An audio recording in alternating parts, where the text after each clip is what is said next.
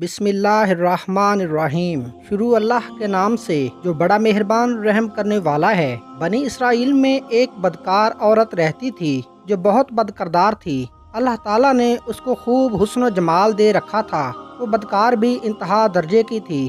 पूरी बस्ती के साथ उसके ताल्लुकात थे। वो इतनी मालदार हो गई कि उसने अपने लिए एक नहायत आलीशान महल बना लिया और एक तख्त बनाया। वो बन संवर कर मलका की तरह तख्त पर बैठती और उसके साथ गलत ताल्लुकात रखने वाले पूरे शहर के उमरा थे। उसकी जिंदगी ऐसे गुजर रही थी। एक मर्तबा क्या हुआ कि वो अपने महल का दरवाजा खोलकर अपने आलीशान तख्त पर बैठी थी। करीब एक और बस्ती का नौजवान था जो बड़ा नेक था, इबादत गुजार था। वो उधर से गुजरा और गुजरते हुए अचानक उसकी नजर उठी और उस बदकरदार औरत पर जा पड़ी। उस बदकरदार औरत की ऐसी तस्वीर उसके दिल में छपी कि वो आगे तो चला गया मगर उसका ध्यान उधर ही भटक गया। फिर वो मराकबे में, जिक्र में, तस्बीहात में, तलावत में जब बैठता उसका दिल नहीं लगता था।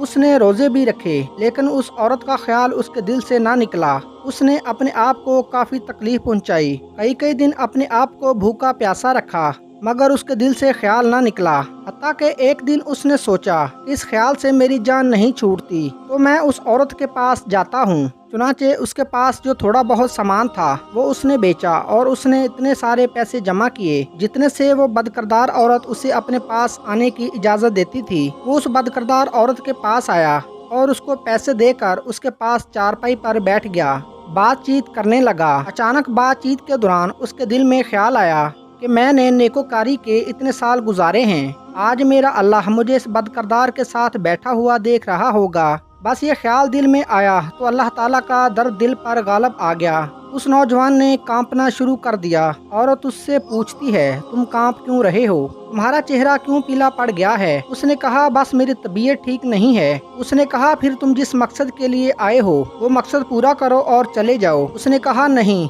वो बड़ी हैरान हुई कि आज तक मैंने अपनी जिंदगी में कोई ऐसा मर्द नहीं देखा जो मेरे करीब इस तरह चारपाई पर आकर बैठे और फिर बुराई किए बगैर यहाँ से वापस चला जाए। ये नौजवान क्या है? मगर नौजवान ने कहा, मैं जाता हूँ यहाँ से। उसने कहा, तुम कौन हो, क्या हो? उसने बताया कि मैं इस्लाम का बंदा हूँ और फलां बस्ती का रहने वाला हूँ।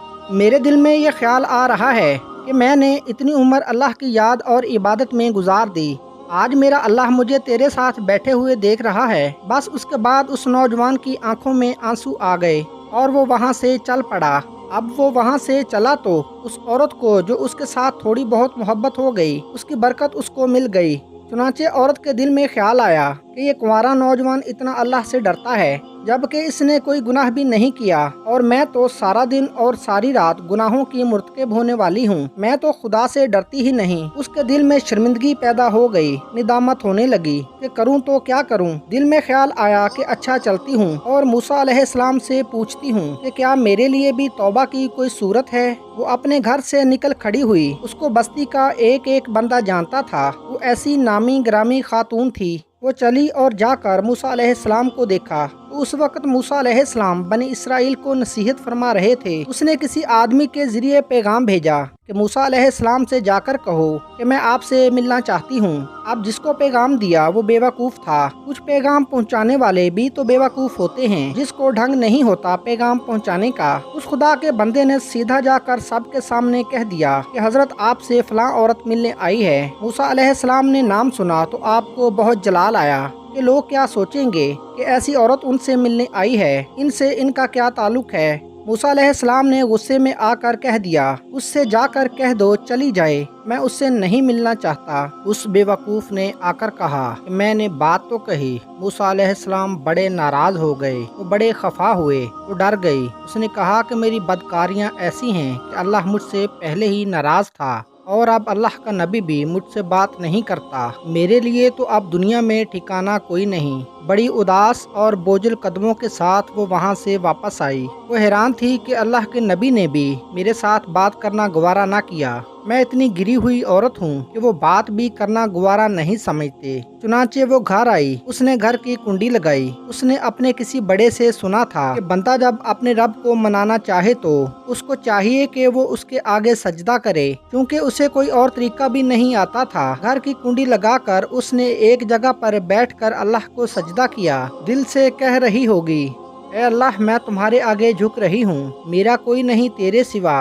اسے پوری دنیا میں کوئی اور نجات کا راستہ نظر نہیں آتا تھا۔ پھر اللہ کی شان دیکھیے، اس نے رات گزاری۔ اگلے دن اس کے دل میں خیال آیا، میں عورت ذات ہوں، اکیلی مکان میں رہتی ہوں، ایک میری خادمہ ہی ہے۔ اگر میں دل میں نیت کر بھی لوں تو جتنے لوگوں نے میرے ساتھ بدکاریاں کی ہیں وہ مجھے نہیں رہنے دیں گے، تو بہتر ہے کہ میں اس جگہ کو چھوڑ کر چلی جاؤں۔ تبھی اس نے فیصلہ کیا کہ میں یہاں سے چلی جاتی ہوں۔ اس نے اپنے آپ کو ایک سادہ سے کپڑے سے ڈھانپا تاکہ کوئی اس کے کپڑوں اور حسن و جمال کو نہ دیکھے کہ یہ کون ہے۔ پھر اس نے سوچا عورت ذات ہوں، کہاں جاؤں گی؟ دل میں خیال آیا کہ وہ جو نیک دل نوجوان تھا جس کے دل میں اللہ کا اتنا خوف تھا کہ وہ اللہ کے ڈر سے کانپ رہا تھا، کیوں نہ میں اس نیک بندے کے پاس چلی جاؤں، اس کی خادمہ بن جاؤں، ممکن ہے کہ وہ مجھے نکاح میں قبول کرے۔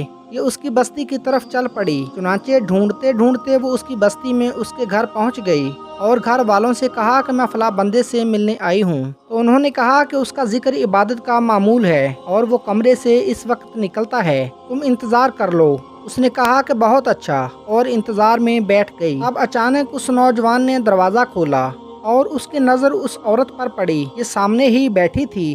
جب نوجوان نے عورت کا چہرہ دیکھا تو اسے اپنا وہ وقت یاد آ گیا کہ وہ کون سا وقت تھا جب وہ مصلے کو چھوڑ کر اس کی چارپائی پر جا کر بیٹھا تھا۔ تو اس نوجوان کے دل پر خوف طاری ہو گیا کہ کہیں یہ میرا ایمان خراب کرنے تو نہیں آ گئی، میں نے تو اتنی مشکل سے اس کا تصور ذہن سے نکالا تھا۔ نوجوان پر اتنا خوف طاری ہو گیا کہ وہ وہیں پر گرا اور اس کی جان نکل گئی۔ اب اس کی وفات پر گھر والے بھی رنجیدہ اور اس عورت کو بڑا غم تھا۔ خیر 3 دن کے بعد اس عورت نے اس کے گھر والوں کو بتایا کہ میں تو اس نیت سے آئی تھی۔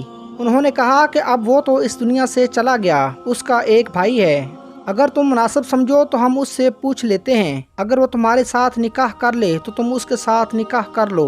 اس عورت نے کہا ٹھیک ہے۔ جب بھائی سے پوچھا تو اس نے کہا ٹھیک ہے، اگر پہلے یہ ایسی عورت رہی ہے اور اب توبہ کی نیت کر لی ہے تو میں اس کو اپنے نکاح میں قبول کر لوں گا، کیونکہ اللہ پاک معاف کرنے والی ذات ہے۔ جب اللہ پاک معاف کر دیتا ہے تو انسان کیا چیز ہے۔ چنانچہ اس عورت کا اس کے بھائی کے ساتھ نکاح ہو گیا اور اس عورت کو اللہ پاک نے 7 بیٹے عطا فرمائے، اور وہ 7 بیٹے بنی اسرائیل کے اولیاء میں سے گزرے۔ ایسی بدکار عورت بھی اگر توبہ کرتی ہے تو اللہ تعالیٰ اسے 7 ولیوں کی ماں بنا دیتے ہیں۔ وہ مولا کتنا کریم ہے، وہ کہتا ہے کہ اے میرے بندے، میرے پاس اتنے گناہ لے کر آ کہ زمین سے آسمان تک کی ساری جگہ کو پر کر دے۔ میرے پاس اتنے گناہ لے کر آ جتنے دنیا میں درختوں کے پتے ہیں۔ میرے پاس اتنے گناہ لے کر آ جتنے دنیا میں ریت کے ذرے۔ میرے پاس اتنے گناہ لے کر آ جتنے دنیا میں پانی کے قطرے، مگر صرف ایک بار سچے دل سے توبہ کر لے، مجھ سے معافی مانگ، میں تمہاری ساری خطاؤں کو معاف کر دوں گا، کیونکہ میں معاف کرنے والا ہوں، میں بخشنے والا ہوں۔ محترم ناظرین، اگر آج کی ویڈیو آپ کو پسند آئی ہو تو ہمارے چینل کو لائک، شیئر اور سبسکرائب کر دیجئے۔